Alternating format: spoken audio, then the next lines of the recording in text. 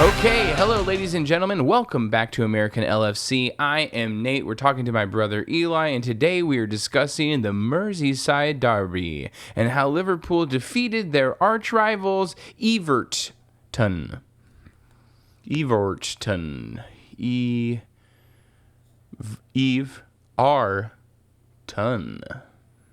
Everton Football Club, ladies and gentlemen, they lost this weekend.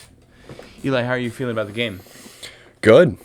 I mean, a win over the blue side is always nice. Sure, absolutely. How did you feel we sort of did overall in the match? Good. I thought we played pretty well. I mean, it was probably our most dominant performance out of the gates in the Premier League this season. A lot of commentary I was reading said they thought that the performance was kind of flat in spots, but I didn't really think that was the case. I thought they did pretty well. Interesting. Yeah, I guess I could see where there could be some criticism in that, but I also think that I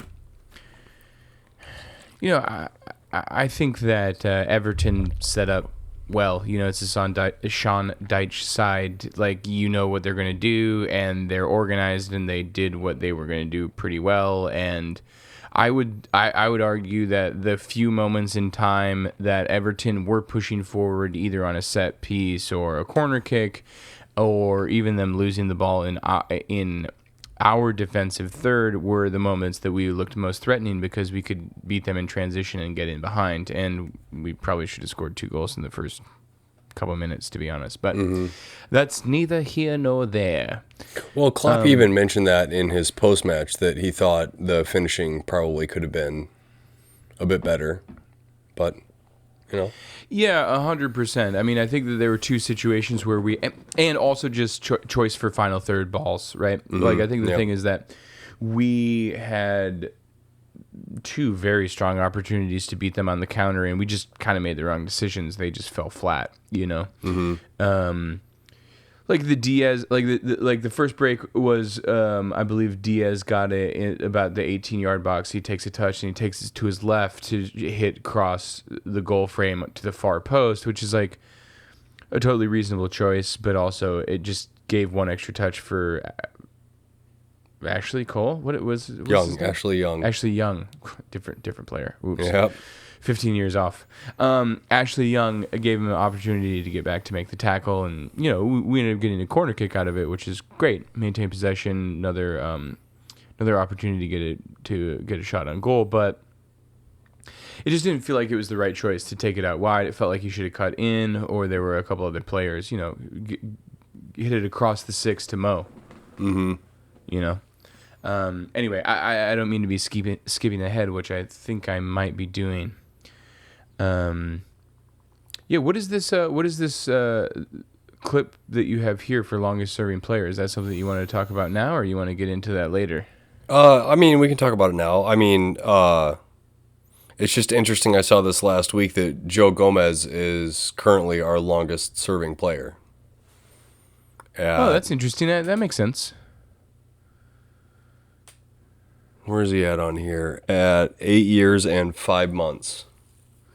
Interesting. I wonder. That's obviously because of his first professional game or whatever, right? Yeah. Like, it really, Trent Alexander-Arnold will have been at the team longer than that, but he just didn't make a professional debut.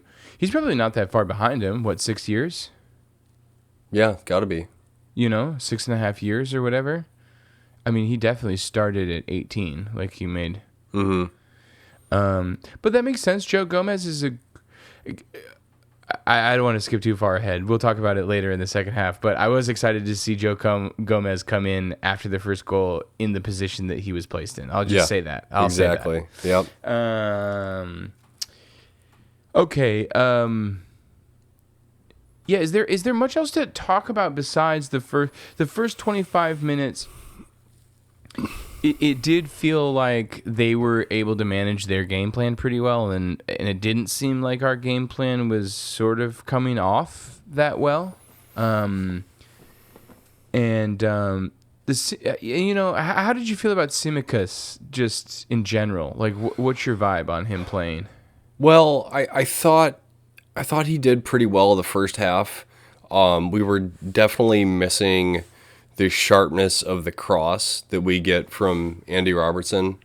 Yeah. But he made some good runs, made some good defensive contributions there in the first half. So I don't think it was maybe a day to write home about.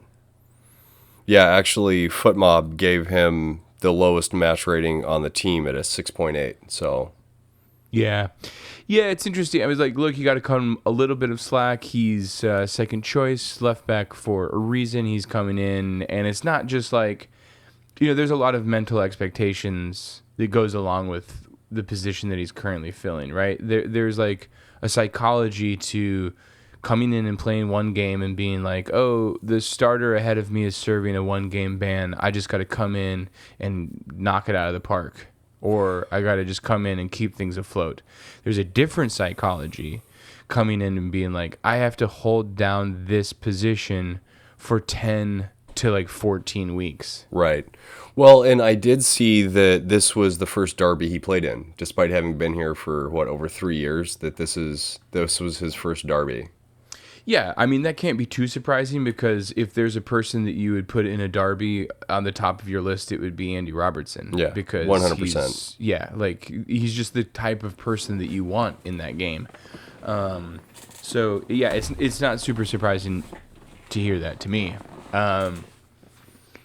Yeah, I felt like he was a little bit. He was not that he was a step behind. He was a touch off. I feel like his passing was like a little bit off. A couple decision making moments where it felt like if Robertson was there, we probably did have like an attacking edge on some of those choices about where to put the ball in on the cross and when to put those on. Seems like I feel like Robertson's really good at hitting those balls in early, hitting them right into the 6.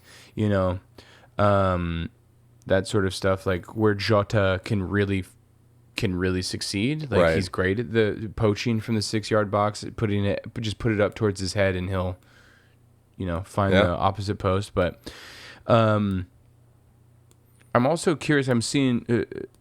I know we'll get to Szoboszlai next, but I'm curious to hear what you thought about Ryan Gravenberch. I thought he had a solid performance. He should have had a goal there in the first half, at the back post. If he had maybe timed his run a little bit better, that's a tap in at the back post there in the first half. But again, we can count on one hand the number of starts he's had this season. So he's still learning the system and integrating into kind of our attacking build-up and sequences and those kind of things, and knowing when and where to be. He's he's an 8. He's a solid midfielder. He's not a goal poaching 9. So there's going to be some of that time for him to bed in to where he needs to be when Mo has the ball on the edge of the box by the byline, and it's just going to take time. Yeah, totally. I'm curious, what did FootMob have him ranked at? Hold on, let me get to it. Yeah, no worries. 7.7. So okay, that's interesting. There were large portions of the first half that I was sort of feeling like, where is he? Like, I'm not hearing his name called. Like, where is he putting in the tackles? Where are we seeing it happen? And that might be an unfair assessment, and it may have just been like something that I was noticing intermittently every once in a while. But I sort of felt that I was like, man, like the midfield really needs to be winning the battle. And I was like, felt like I was hearing McAllister's name, felt like I was hearing Szoboszlai. I was hearing Tsimikas so much, and I was like, where's Gravenberch? You know what I mean? Especially being on the left side, if I'm not mistaken. Yep. We were finding a lot of love moving down that left side. But it felt like most of it was coming off of Virgil van Dijk to Tsimikas, right? That they were just pushing it up the wing and passing it that way. And it just felt like him and Lucho Diaz were trying to hook up. They're still a little step off with their play. They're going to figure it out. But I was just seemed like, well, that's Gravenberch's side. He should have just felt like he could have been in and around amongst it a bit more. Yeah. But he survived. I think that's the most important thing, is that it's like he's been on the team for 10, 12 games in total, all competitions, and he started a derby and his legs are intact. So that's a win. Yep. You know. The angry T-Rex didn't do his ACL and put him out for the rest of the season. Oh my God. Too soon. Oh man, yeah. I mean, obviously for those people who are just becoming obsessed with Liverpool Football Club, you're talking about Jordan Pickford, the opposition goalkeeper, tore Virgil van Dijk, our current captain's ACL 2 seasons ago. 2, yep. In a challenge that happened after the whistle was blown and was not given a red card. And the PGMOL also admitted to screwing that up. We're hearing that a lot lately. Yeah, moving on. Yes. So I thought this was interesting. Kloppo said in his post-match that when he went to talk to Szoboszlai during the warm-up, that Szoboszlai said, I've never played in a derby. And Kloppo's like, what do you mean? And he's like, well, Leipzig doesn't have a derby, and what was the team before that? Wherever. Probably some Hungarian team. No, it was an Austrian team, because it was both. Okay. It was the Red Bull teams. Oh, okay. So Leipzig and Salzburg, right? Salzburg, yeah. Yeah, he said they don't have a derby, and he'd never really played in one for the national team because they haven't really played any of their regional rivalries. I think in his time. So that being said, I thought he did absolutely fantastic. For the nerves of actually playing in your first derby at Anfield, I thought he did great. Again, he's going to be absolutely, I mean, he already is amazing, but he's going to be, a generational talent. And we finally have someone that can wear the 8 shirt like our old hero did. Yeah, it was interesting. It did seem like he was trying to summon some old Gerrard shots. There were some pretty wild shots there for a couple times. But I'm also like, I think it was because we were getting close on to 70 minutes and it was still 0-0, and he was like sort of looking for a world beater, which, because we ended up winning the game, is not a big deal. But the negative Nelly side of me is sort of like, oh, we could have been more conservative, but also like, he fires off one of those and goes in the upper 90, nobody's going to complain. So you can't. That, and there's some strategy to it, right? Because you fire off a couple range shots that are close. Well, the defense is now thinking, okay, you got to step out. We got to step out to block, to shut that down, which then is going to open up space for Salah on that side. So there is some tactical nuance to making that decision to say, hey, I've got a half a step of space. Let's take a shot here and see what happens. And even if it does go in, it's going to make them think the next time I pick up the ball in this position, like, do I stick or twist? Yeah, that's a good point. And the truth is, like, it wasn't like they were Hail Marys, you know what I mean? They were right. They're pretty reasonable shots. I think one of them, like, Pickford actually had to save, if I remember correctly. Yep. I mean, I know there was the Harvey Elliott one much later that was like legitimately like on target. Yeah. I agree with you. I think Szoboszlai, I mean, we keep singing his praises. I think it's certainly deserved. He's obviously an incredible player. It's so exciting. He's like 22 still. It's so exciting. McAllister's 24. When we get a 6 in, it's going to be incredible. I'm excited for the. I think the thing is, like, I'm excited. I'm super excited. We're up in amongst the top table. I know that Spurs are ahead of everybody now because they won today. Did they? Shoot, I forgot to check until just now. They've got 23 points out of however many games, which is an impressive run. But not to be a hater, is like they haven't played anybody. And they only beat us with an own goal while we were playing with 9 men against the PGMOL. So I think I wouldn't be surprised if there are moments in Spurs season that would be reminiscent of Arsenal last year. If they're even able to maintain for the next, like, say, 20 weeks, which I would be very surprised. I just cannot imagine them not falling apart at the end. Like, when the pressure, like, really starts to mount on, it's like, you guys have to get a win on here because City is constantly grinding you, which is the task of anybody that is a title contender these days, is that you have to be able to... you have to be good enough to win the last 15 games in a row, period. Yeah. No matter what they are. Yeah. Because if you don't, you're not getting the league. Yeah. And I just don't know if Spurs have it. They'll Spurs it. Yeah, exactly. Anyway, enough about them. Yeah, so go ahead. So the little thing I've got pasted here in the show notes is the momentum map from FootMob, which I thought was kind of like, I read some punditry saying, there were flat points. And looking at that momentum, map, it seems like we were dominant from start to finish, except for just a couple little dips there. 3, it looks like. Yeah, this is interesting. I'd be curious to understand what quantifies this as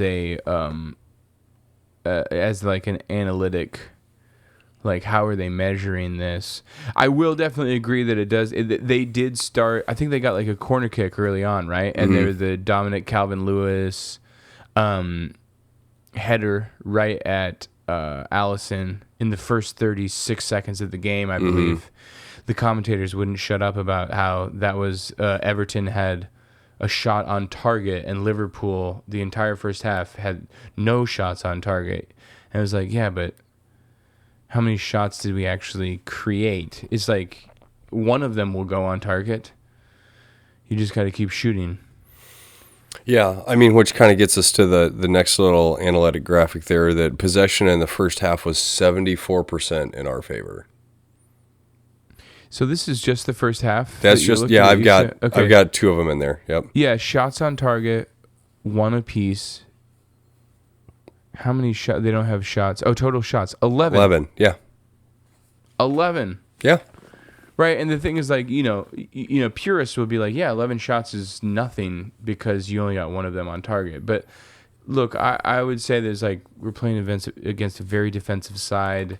We were trying to find spaces in between.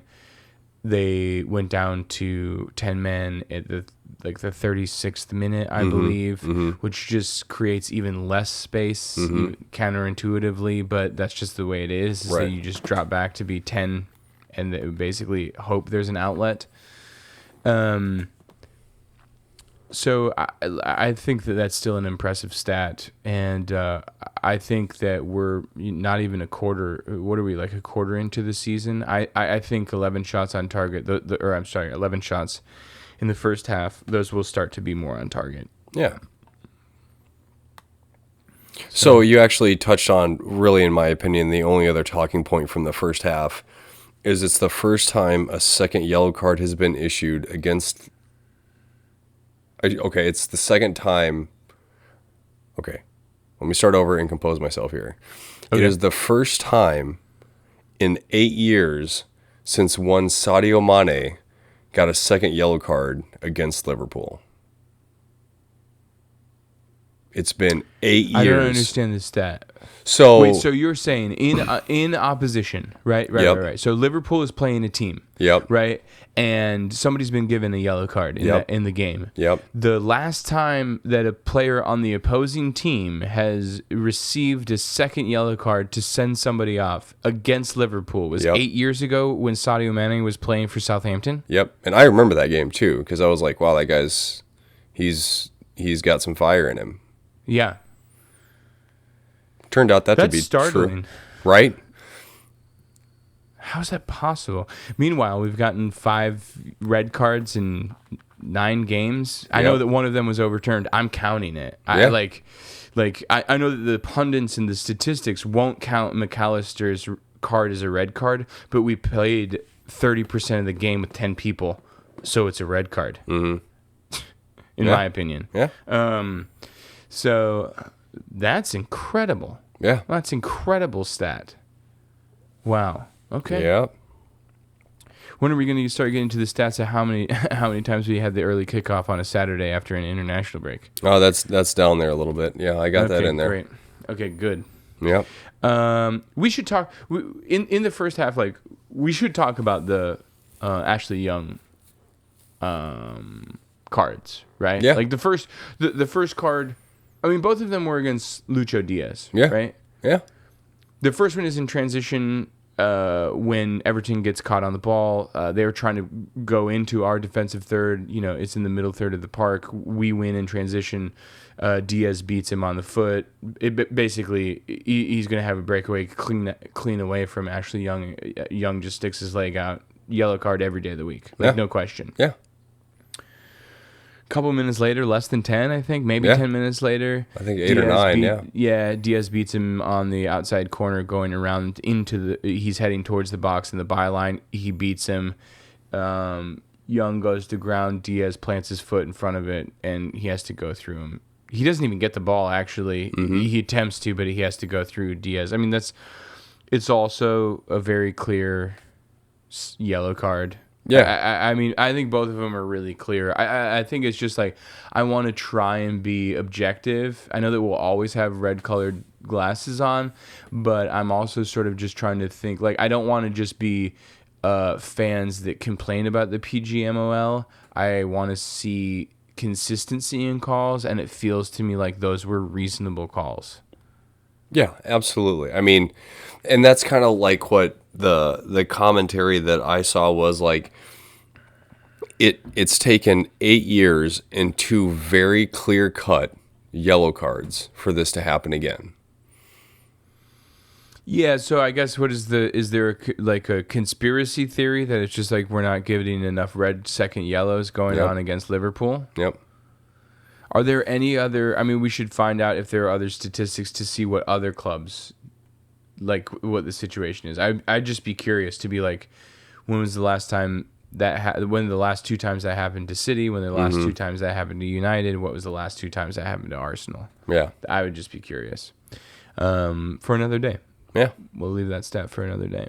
Or one of our thousands of viewers can chime in if they know it off the top of their head. That's a great idea. Actually, especially all the rival fans that come to check out our podcast. Yeah, exactly. Feel free to leave in the comments below the statistics of when 2 yellow cards were given to an opposition player in the last 2 occurrences of those and the time between that, if you don't mind.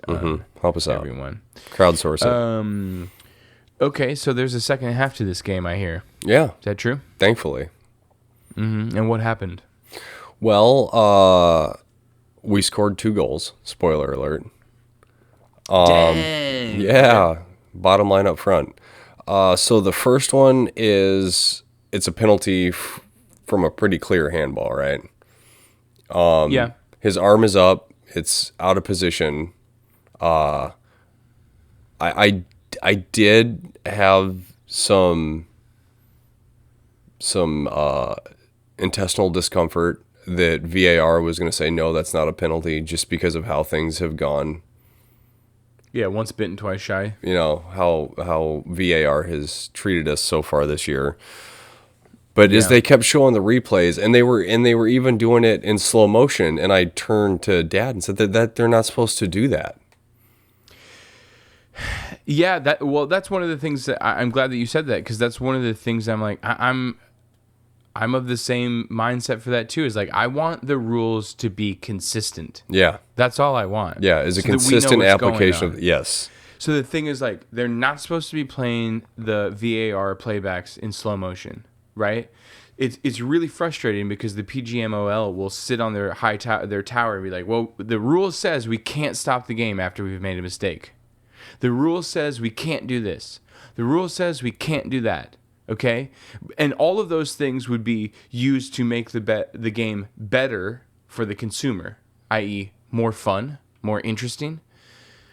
But the thing is, like, but they're constantly breaking their own rules about watching it played back in slow motion. So what leg do they have to stand on ever when their argument is always like, we can't break the rules? It's like, first of all, they're rules that you have created. Mm-hmm. So it's like a little bit absurd. You can't even uphold your own standard. You know, why should we Right. take you seriously at all? Yeah, and I mean, I hate to go back to this, but it's just the ref running up to the VAR screen in the Tottenham game, and the first thing he sees is a still frame of Curtis Jones's foot going over the ball and hitting the Tottenham player in the ankle. It's like, that's, you have biased the decision of the referee by showing that as the very first thing. So it doesn't matter what he sees after that or what speed he sees it at. The first thing he is seeing is, holy smokes. Yeah, the worst part of it, right? Yeah. And it's still frame. Yeah, agreed. I mean, I personally don't think this particular decision would change either way as to whether or not it was in slow motion. Part of the rules, and look, I don't particularly like the handball rule. I think the handball rule is it has too much gray area in it for me. I don't like the idea of it just being in like an amorphous, quote unquote unnatural position, and also there's not like a clear definition of like how close a player is to be like, it's like, oh, how much time do you have to react? Well, so here's my galaxy brain thought is, okay, so if they can draw the lines for and offsides, why can't they draw a line, say, hey, this far out from the shoulder down? And anything outside of that zone that is, a handball is, quote, unnatural position, and then it's a handball. You give them, like a 4-inch buffer off the shoulder maybe? Because at this point, defenders are trained, hey, put your hands behind your back. Yeah, but part of the thing, like I can't remember what the game, I think it was Chelsea. I think it was our first game against Chelsea this year, right? Is that Diogo, on a corner kick, Diogo Jota goes to head the ball, and it bounces off a defender's hand. Like this. He's up here like this, right? And it bounces off his hand, and they don't call it a handball. All of us thought it was a handball. I was like, this is a handball. He's not in a natural position. Yeah. His hand is above his shoulder. Why isn't that a handball? Well, but then, so you draw the buffer, up and around. Right. I don't know. I'm just trying to think of a way that say, hey, let's take the gray area out of this. We're literally going to use spatial technology to say, hey, that's... I think I agree with you. I like the idea. The only thing that I have a concern with that is that that works when humans are on the ground, right? Because the truth is, like, how do you jump? You use your arms. They have to go up to bring, like, you're a high jumper. You use your body to twist your hips to lift. That's how you're getting leverage, right? Like, you're not jumping like this with your hands at your waist. Yeah. That's why they probably didn't call this a handball, is because this dude's hand is coming back down from when he was jumping up to try and get a header. So I understand that there aren't easy answers. I just think there are other leagues in the world that clearly do a better job. They have to, because it's not like they're giving out 500 million penalties every game. And it's not even whether or not they're giving out a lot of penalties. The thing that's just frustrating to me is there's just so much inconsistency throughout all of it. Because I'm just looking at the handball, which I do believe was a handball this weekend. I think that Everton would have a gripe to say that, like, what else was he supposed to do? He kicked the ball super hard. He could be trying to get his arm out of the way, and that it just couldn't get out of the way in time. I don't think that was the case, but I think there was an argument for it. Yeah, but I mean, I still, again, I think to the way defenders are coached now, and if you're trying to position your body to stop the cross, at that level, you should know you need to get your hands behind your back. Yes. Whether you're twisting or you're putting the leg up or whatever the deal is.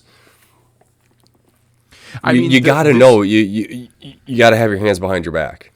Yeah, I mean, this particular instance, Michael Keane, I think is his name, was making his body larger in a way that, like, if his arm was down by his side, that cross would have continued through into the box. Yeah, like, that's a fact. Yeah. It's So I can not understand what that. happened to Van Dijk in the Brighton game where it bounces off his thigh and hits him in the hand. Right. That's a different scenario, right? Right. Yes. But the way you're right, the way Keane is positioning his body, his arm being out is increasing his surface area. Yes. So Yeah. But I would agree with what you were just saying, or at least hinting to, is like if it had bounced off of his leg and then hit Then, his yeah. arm, then I would be like, yeah, that's not a handball. I hope I would have the wherewithal and the emotional intelligence at that point to say, okay, that's not a handball. It's the same Right. thing that happened to Van Dijk, 2 weeks Right. ago. Right, exactly. And I think that we would. I think that there was a shout for a penalty a few minutes before that handball when Diaz went down Yep. in the box. And they sort of did like one replay and then quickly moved past it. But I think we would look at that and be like, that's a soft pen. Even if we need it. Like, I like, I want to be as unbiased as possible when it comes, even though we're in love with this club. Obviously we will be biased, but I'm just trying to look at things that way, so that we have a leg to stand on when we're like, that's, so later on when we're making arguments as to why this is, particular calls. Yeah, I think you understand what I'm saying, right? Mm-hmm. Great. So we end up scoring a goal from Mo Salah scoring a penalty because Michael Keane had a handball that he gave to us. Yeah. And it was great to see Mo just stand there and blast it, Yeah, I think he needs to keep doing that. It's when he starts to place it and getting into his head is when he starts to just miss the target. Mm-hmm. Just blast it. Be like, Yeah. okay, let him make a choice. Yeah. They block it. If they stop it, they're not catching it. Yeah, It's it's gonna coming bounce right back somewhere. out at you. Somewhere. Yeah. Like worth a shot, You know what we didn't talk about? Yet, anyway. We didn't talk about Harvey Elliott's substitution. Mm-hmm. I think Harvey Elliott came on before this goal took place. I think he came on... Yeah, somewhere 62 in this- minutes. 62, and he came on for Gravenberch, right? Yes, and Darwin came on for Jota. Tamikis. Yes, that's correct. That's also something that we should talk about. Yeah, he came on for Simikas, and Diaz dropped to Lucho left Diaz back. started playing left back, yeah. Which I think was one of the greatest things in the world. Yeah. I mean, the truth is they had no outlet ball. They were playing with 10 men. That makes Yeah. perfect sense. Yeah. Van Dijk, You just who keep Konate applying can the pressure. Keep it down. Yeah. Yeah. Also, the truth is that Allison ended up pushing up and essentially started playing a sweeper keeper, even more of a sweeper keeper role, and was sort of taking up the position that Fabinho used to take up as a 6, where he would drop back behind the two center backs to basically make a 3, and that Yeah. that was what Allison started doing. So we're playing with two center backs and our goalkeeper is three center backs essentially. So I think the Diaz choice was really smart. And Harvey Elliott came on and I don't know. I'd be curious as if FootMob gave him as a overall score, because I thought he made an immediate impact. His pressures created chaos. He was starting the charge at different times than they were previously. I just think that it was a really smart substitution on both of those things, because Diaz is obviously going to be stretching the defense, and we're trying to push them back as far as possible, and Harvey Elliott really helped that. It's interesting because it felt like he was ending up taking up quite a lot of positions on the right-hand side, if I remember correctly, which is sort of where Szoboszlai would have been playing.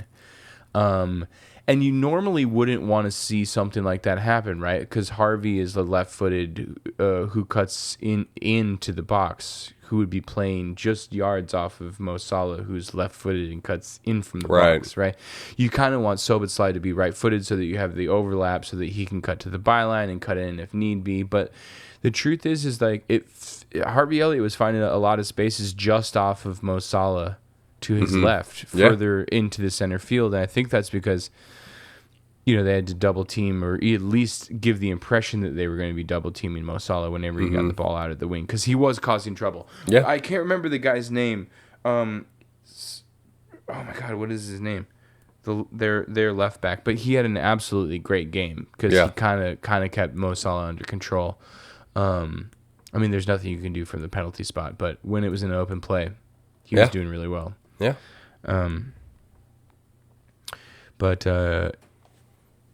Yeah, I just wanted to praise Harvey Elliott for his performance. Yeah. And when did the second goal happen? Man, just what? Late in the 70 minutes?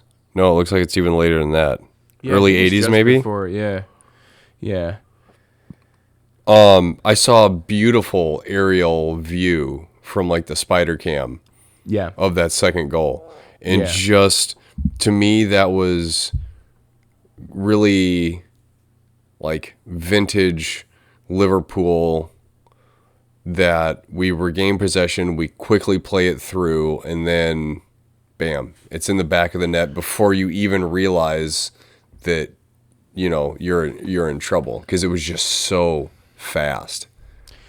Yeah, it's interesting. It's I mean, there's a lot of things at play there, right? Like Nunez comes on in the 60th minute, so he's playing 30 hard minutes against guys that have been playing with 10 men for previous like 40 almost 30 minutes.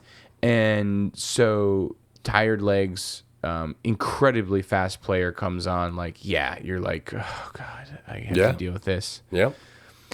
But all of that, like, it is interesting because it does sort of beg the question, we had two very, very strong opportunities in the first half where we were beating Everton in transition, and we spoke about the Diaz chance, and there was another one that went awry as well.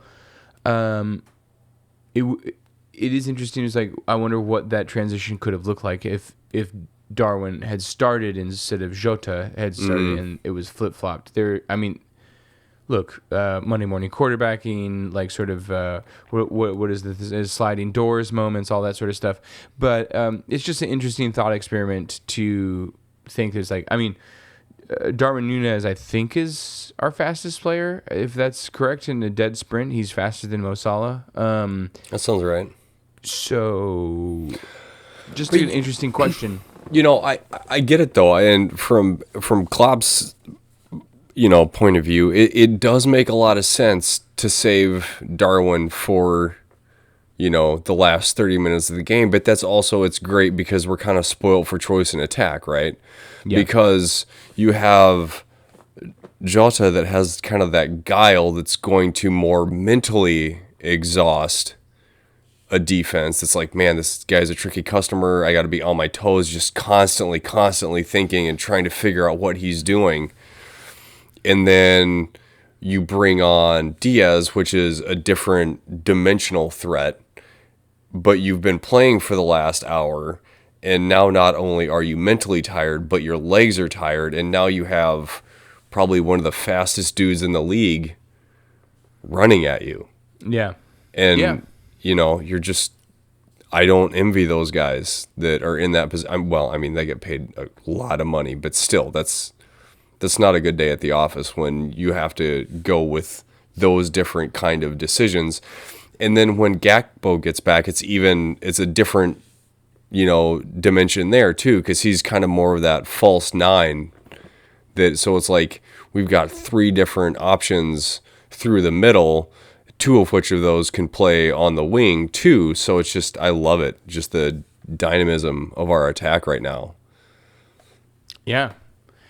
Yeah, it's interesting. I'm looking. I just quickly did a Google search. Apparently, Kyle Walker is the fastest player in the Prem, and then Anthony Gordon, wasn't he a former Everton player who now plays for Spurs? Right? Yeah, Spurs. Yeah, Brendan Johnson, Mikhail Mudryk, who is the Chelsea, and then so Nunez comes in. at fifth place. But we're talking about a difference. Like Kyle Walker is considerably faster than most of them. I mean, less than a kilometer faster an hour, right? Yeah. He's 37.3 kilometers per hour, and Nunez is 36.5. So we're talking about 0.8 kilometers an hour faster. Yeah. You know, so the other guys are like hundredths of a kilometer faster off. So it's like we're talking about. These are just superb athletes. These are Olympic swim margin times. Yeah, exactly. I lost your video there for a second. Oh, I'm so sorry. Hello, am I back? Yeah, you're back. Hello, am I back? Sorry about that. Apologies. That's okay. So yeah, they're really fast dudes. I feel like there was something else that you wanted to talk about. Oh yeah, do you want to talk about? Is there anything else that we should talk about this game, about this derby? Well, About this beautiful win? there's some interesting stats here that I thought we could highlight. Yeah, great. Let's go through them. Okay, so Darwin Nunez leads the league in goal contributions per 90 minutes. It 1.44 goals or assists per 90. Okay. And Mo is in third with 1.19 per 90 minutes. So that's encouraging. Yeah, I'd say so. Yeah, right.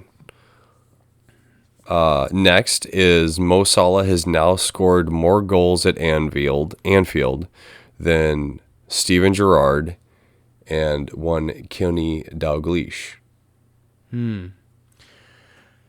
That sounds impossible. That sounds impossible. Well, I mean, that I know that it's not, because I mean, people like just tally the numbers and it's just like a fact, but it just sounds. but I love it though, because all the opposition fans that were like, oh, he's a one season wonder. Oh, he's a one season wonder. He's now eclipsed two of our club's legends. Yeah, You know, I mean, because yeah. Mo's worst season was still better than Marcus Rashford's best. And United fans were screaming for him to get the Ballon d'Or. It was nuts. Continuing on the Mo Salah hype train. Salah now has 209 goal contributions in the English Premier League, which is 11th overall and only 3 behind Steven Gerrard in 10th. Man, Yeah. I hope he's.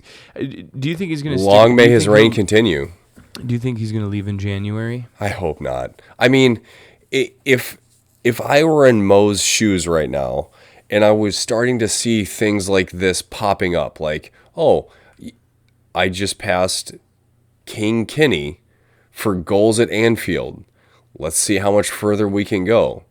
But again, it just, to me, it's like, let's just see how high we can go, as opposed to, well, job's done. I've cemented my name, in the club record books. Let's move on to the next challenge. For me, it would be like, I want to see where I can get in this club's history. Yeah. I am really interested to just see how the next 18 months play out. Yeah. I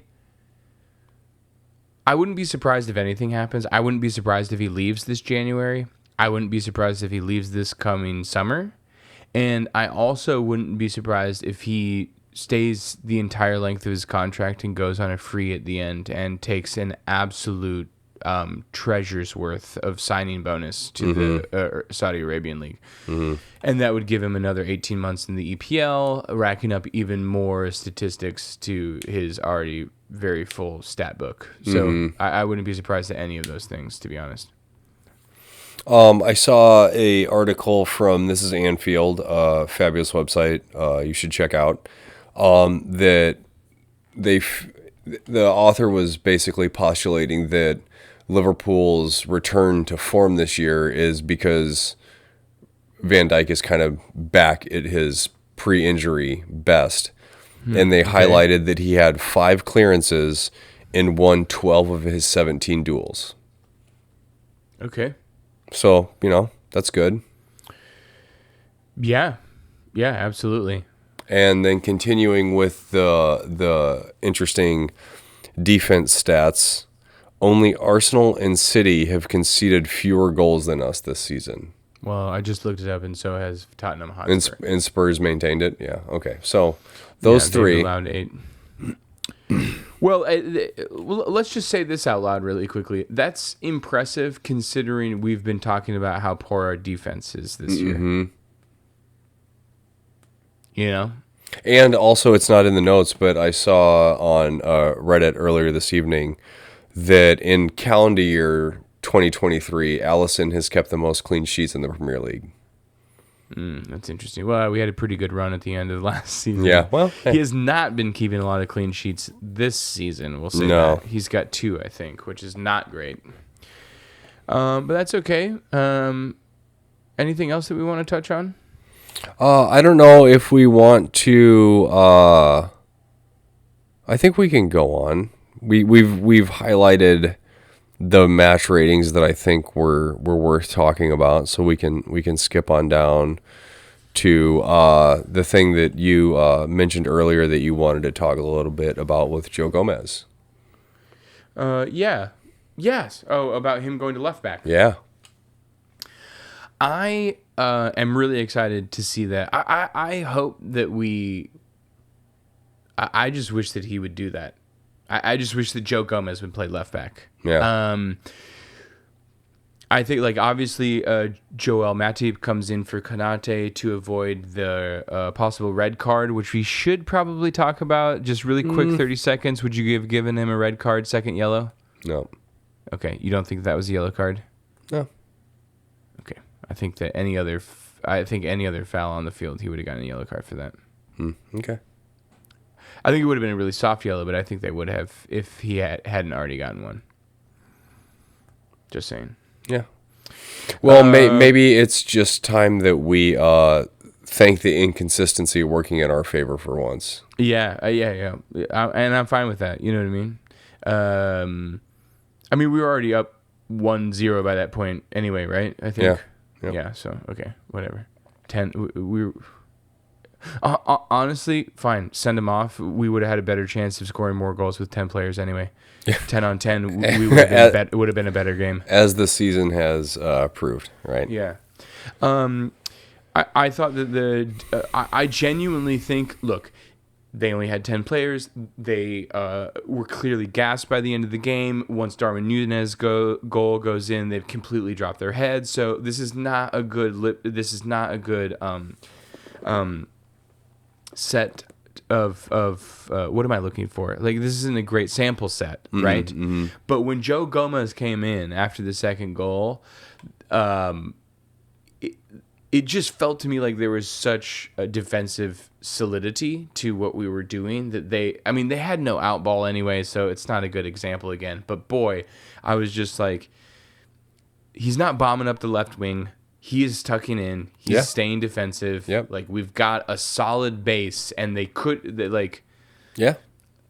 So anyway, I just wish that there was a world where our center backs or our defense was Joe Gomez, Virgil van Dijk, Ibrahima Konate, and Trent Alexander-Arnold. Mm-hmm. That's what I would like to see happen. Yeah. But as a number of years ago, James Milner proved that a right-footed player can be one of the best left backs in the league if you just know what you're doing. Yeah, 100%. Not that Joe Gomez knows what he was doing as well as James Milner. Let's be clear about that. Yeah. But he's so fast. Yeah. He's such an incredibly fast player. Well, think of a back three of Gomez, Van Dijk, and Konate. Yeah, think about how high a line you can play and still have the recovery pace across those three. That's what I'm saying. That's why I'm like, man, why are we even messing around with Tsimikas on the left-hand side? I mean, I know that it's clear that he still wants to be using the left back to cause offensive pressure and to be putting pressure on their outlet balls when it comes through the opposition midfield. But I'm like, man, that's why we give up goals. That's why we give up goals in the early portions of games, because teams that know that that's going to happen is all it takes is one good pass to break that press, and it's 2-on-1, it's 2-on-3, it's 2-on-2. You know what I mean? And I get what you're saying though, but like having the option to play up our left takes pressure off of Trent and the right side, right? Because say if we do go with just a more defensively minded left back in Joe Gomez, that really, especially since, Curtis is out and Gravenberch is still kind of settling in, that really limits the offensive creativity to one half of the field. Disagree. Okay. Because here's why. Because what that means is that McAllister, who is playing off of the pivot with Trent Alexander-Arnold, can start doing more of what Trent does now instead of having to play chaperone at the school dance. He can start participating in the offensive actions because there is more defensive solidity. What's happening is that when the left back goes up, it creates space, and McAllister has to cover it. Mm-hmm. If that space was not there because Joe Gomez is not bombing up the wing, then McAllister can actually push up and he can take on more offensive duties like what Trent is doing on the right because Konate is covering for him in behind. Mm-hmm. You know what I'm saying? So I think that if we did have a more rigid defense with Joe Gomez on the left, I think we see more offensive output from McAllister. It would be interesting to see us almost do like a 3-2-2-3 from the start. And 2-2-3. Yeah, okay. And then, because at one point earlier in the season, when they were having Trent do the inverted right back or whatever you want to call it, just moving into midfield, there were points where he was dropping straight back and Joe Gomez was going out to the right. Right. So it's almost like, hey, let's just do this three at the back that we're talking about from the start. We'll do a 3-2-2-3. And then when we're not in possession, you just have Trent cover, just drop straight back, and Gomez or Konate go out to the right because it's less for Trent to have to worry about and cover, Interesting. I don't know. It'd be fun to just see it. I agree. I think it would actually be very smart. I think the thing is that if we were doing that, then really it's like Trent and McAllister could be pushing up to cut off those second outlet balls from them transitioning out of their defensive third, and that's where but that's where the left back bombing up the side where we get caught out. Because the problem is, like, when that second outlet ball is connected and they get it, then Andy Robertson is out of position. And then it's like, oh, God, he's trying to catch up. Van Dijk's going out. It's stretching the center backs open. Somebody has to try and get to the near post. Boom, goal. Yeah. You know what I mean? Or they cut to the near post and then head to the far post, just like how Sun scored. Oh, just cross the middle goal. So... Let's call Jurgen. I think we figured it out. I've got his number. Yeah, Kloppo, what's happening? We've watched a couple games. And I think we've got the answer. Is there anything else that you want to say? We're broaching 55 minutes of a podcast. Are we really? Here. Oh my goodness. Yeah, this has been truly lovely though. Two quick things. As we teased earlier, the 12:30 post international breakdown. So Paul Joyce tweeted on X, I don't know, whatever you call it now, on October 13th that after the Man City-Liverpool game on November 25th was confirmed at 12:30 p.m., that is the third time this season Klopp's side has been in that slot immediately after an international break. It will be the 14th occasion immediately after an international break since Klopp has taken over. Spurs with 6 are next. Yeah. I mean, there's nothing more to say than it's unfair and that hopefully in this next coming season it will be addressed. It won't be. But unless Liverpool tries to take legal action about it, I don't know what they can do. It's the broadcasters. Yeah, I know, but it's still it's it's a talking point.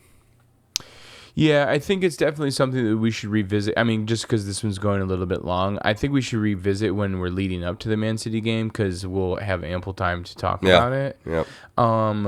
And hopefully there'll be some more movement and resolution to understand why this keeps happening. I definitely think Klopp complaining about it for several seasons in a row hasn't helped the case at all, but it also shouldn't. It's a sad state of affairs that we are talking about a tremendously lucrative economy that is created around this sport. We're talking about billions of dollars, and people's livelihoods and life, like welfare, are on the line with this sport. I understand this is sport, but it is pretty wild that we're living in a world with such pettiness that one manager sort of talking about an issue that he feels with players' welfare is sort of getting overlooked or talked about, in that he's just sort of being not a worrywart or whatever. He's just sort of like complaining for complaining's sake, and that somehow that's taken as a slight to the establishment, versus the establishment being like, maybe we should ask the question is like, why does this keep happening to this one team? Same with the PGMOL, him confronting or yelling at whatever the guy's name last year was that everybody got up in arms about, and they wanted to release the tape, and they ended up not releasing the tape, but they reviewed it and all that sort of stuff, and Klopp got fined for indecent speaking to a whatever and banned for a game, and blah blah blah. The thing is, like, why are these institutions' skin so soft that when somebody becomes emotional about the sport that many people are emotional about, that they lash back with childish reaction instead of just being like, well, isn't it a coach's prerogative to yell at a referee for a call that they think is bad? Isn't it the referee's prerogative to send the coach off of the field for acting childish and indecent? Like, those are their prerogatives, right? So why is there stuff that's happening after the fact? Why are we getting 5 red cards in 9 games at the start of the next season? Right? Like, it just seems like really childish. Yeah, and you hit the nail on the head there. It is just childish. So obviously we'll discuss that a lot more in the lead up to the Man City game, where we will definitely beat them at the Etihad this year on November 25th. Which I am very excited about. Even though it's going to be the early game, I think they're going to be up for it. Yeah. What do we got next? Okay, so next match is this Thursday at Anfield versus Toulouse. Toulouse, thank you. And last Europa League game, Toulouse beat Lask 1-0. So, okay, that's that. Right, well, I do have a quick little story that I want to share. I got home from substitute teaching today, and Walden is like, "Hey, Dad, can I tell you something?" I'm like, "Yeah, of course, buddy." He goes, "I was reading a book on the iPad at school, and it was about Liverpool." I'm like, "Okay." He's like, "So there was this game where they went down 0-3. I'm like, "Okay." He's like, "And then they tied it and they won." I'm like, "Yeah, buddy, do you know what that game was called?" He's like, I'm like, "Buddy, that's the Miracle in Istanbul. It's my favorite Liverpool game of all time. I watch the highlights of it all the time." He's like, "Wait, so that's cool." What, he's just reading on the iPad about... So they have this app called Epic that they can like read the appropriate level books at, because he's in kindergarten learning to read. And one of the books he picked today was about soccer, and one of the games they talked about was the 05 it's Champions the greatest League game final. of all time. Yeah. Easy. I get it. Yeah. And it's so cute. He loves to watch the We Are Liverpool, This Means More marketing videos that they put out 3-4 years ago. Yeah. He loves them. He's like, "Dad, I want to watch the the This Is Liverpool videos. I had to pull it up on my phone during the game on Saturday morning because he wanted to watch it while the game was going on. Yeah. You got to show him I was just rewatching the, boy, I can't remember what it is, but it's like a 90-second, maybe a 2-minute one. And it's just about a girl, like a Scouser girl growing up. And it's like just this really beautiful, like, well-sung version of You'll Never Walk Alone playing in the background, and it's all about really? like this girl. Oh, dude, I'll send it to you. Yeah, It makes me get teary-eyed every time Yeah. I watch it. I'm just like, oh my God, it's so beautiful. Yeah. I'm sure that you have seen it before. There's no way. It's like a standard Charter Oh, is it? commercial. Okay. Yeah. But okay, I'll send it to you. Now we're just Yeah. talking as brothers. Yeah. Okay, is there anything else that we need to chit-chat about? I don't think so. Okay, I love it. Ladies and gentlemen, thank you for sticking around. We really appreciate it. Feel free to like and subscribe if you want to. If you enjoyed this podcast, please do. Leave a comment below. Let us know what you're thinking about how the season's going for your team or for Liverpool Football Club. We're very curious to hear. And we will be back next week, same time, same place. All right. Thanks. Thanks, everyone. Cheers.